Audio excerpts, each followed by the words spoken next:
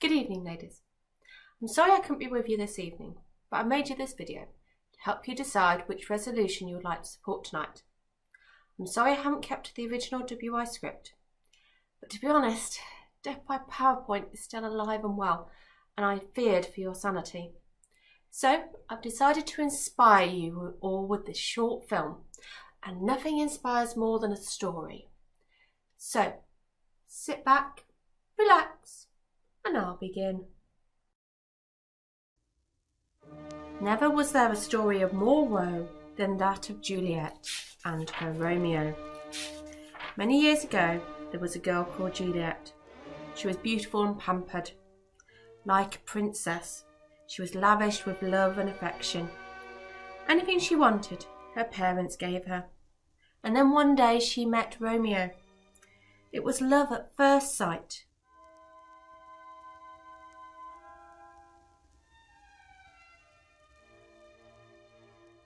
And a big wedding was planned. The cathedral was full. A little church wouldn't do for their precious Juliet. The ballroom at her parents' was overflowing with music and champagne, and the happy couple danced the night away. And just before dawn, their carriage arrived to whisk them away for a magical honeymoon. Juliet's life was truly blessed. She had everything her heart could desire: a loving husband, and just a year after the wedding, a little daughter to love and cherish. Florence was as beautiful as her mother. Unfortunately, she didn't have her mother's disposition. To put it bluntly, she was a bit of a brat. But she was the apple of Romeo and Juliet's eye. To her, she could do no wrong.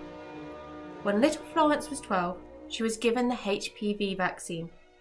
This vaccine was supposed to protect her from a deadly and silent killer.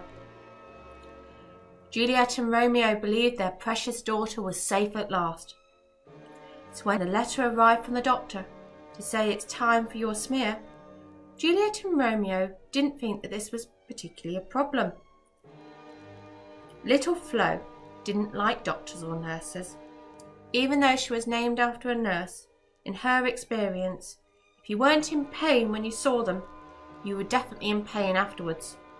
So when the letter arrived, she didn't want to go. "I don't need the test. I've had the vaccine," she cried. "I'm not going.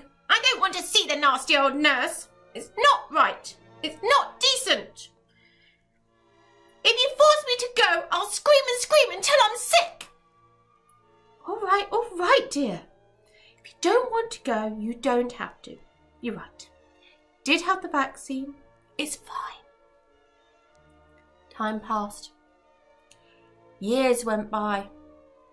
Little Flo grew in beauty. Like her mother before her, her life appeared truly blessed. She fell in love. Life was perfect. And then, on the eve of her wedding, tragedy struck. Her parents rushed her to the hospital, but it was too late. Cervical cancer, the doctor said. Too late, the doctor said. If only she'd had a smear test, the doctor said. Little Florence was buried in the cathedral instead of married. She never got to enjoy the love of her husband or the joys of motherhood. Her life was cut short, and Juliet blamed herself.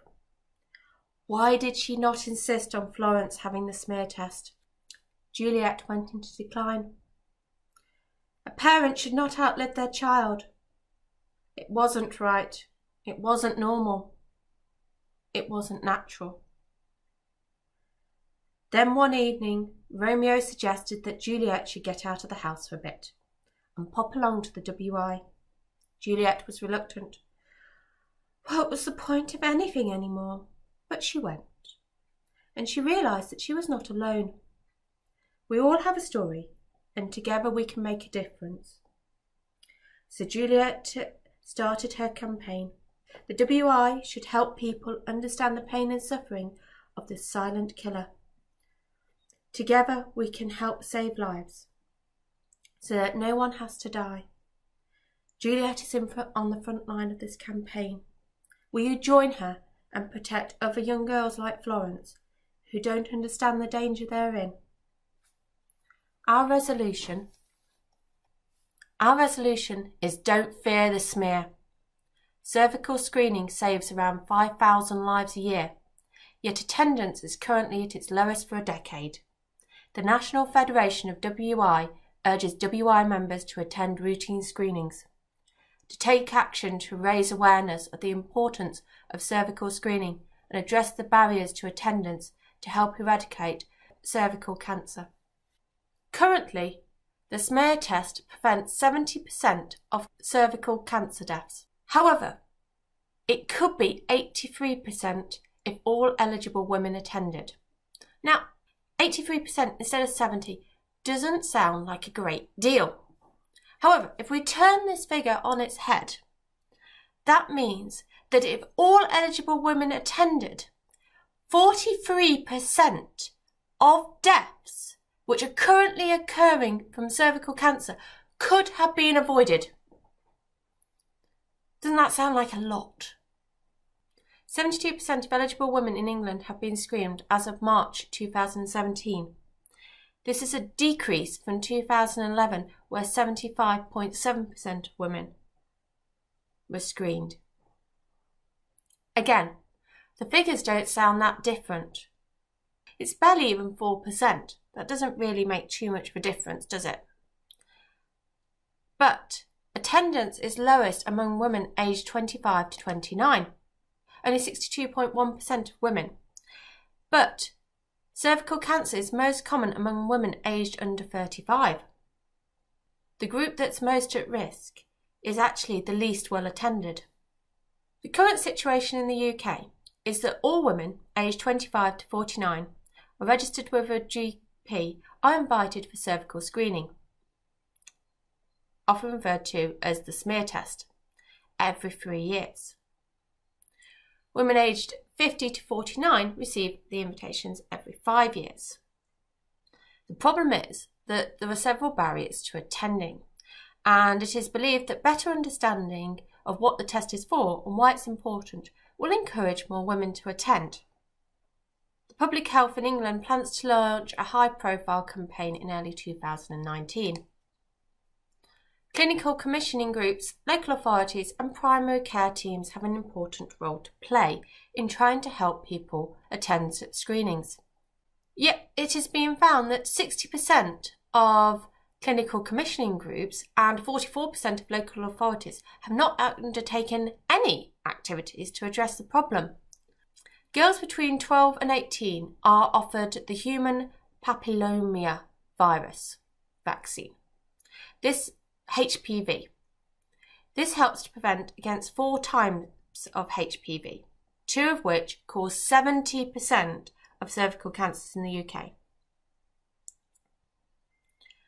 Cervical screenings also help identify small cell cervical cancers, which the HPV vaccine does not fully protect against. So, how could the WI work on this resolution? At local and regional levels, members could help tackle some of the barriers preventing many women attending cervical screenings by raising awareness of the screening programme and the benefits of attending. Members could also encourage primary care to run awareness campaigns and call on clinical commissioning groups and local authorities in England and local trusts in Wales to take action to improve attendance rates. Nationally, the National Federation could build evidence based around some women do not attend cervical screenings and help inform regional and local initiatives to tackle the problem. Alongside expert organisations, the National Federation could also push for improvements in care that are known to increase cervical screening uptakes. The argument for the resolution. Cervical cancer screenings have been a long-standing concern of the WI. A WI resolution was passed in 1964 calling on the NHS to provide comprehensive and routine smear tests for all women in order to detect cervical cancer. This resolution would enable members to build on the WI's earlier work to introduce routine smear tests by helping to increase public understanding of and the engagement with the screening programme. This resolution is timely. The argument against the resolution is that there is existing awareness raising campaigns that highlight the importance of cervical screening and encourage more women to attend. Is there more the WI could add? If you'd like to know more, here's some further information. Well, thank you for watching my short video. I hope that it's been informative and gives you a better understanding of what the situation is, so that you can make a decision as to which resolution you would like to support tonight. I'll now hand you over to Linda.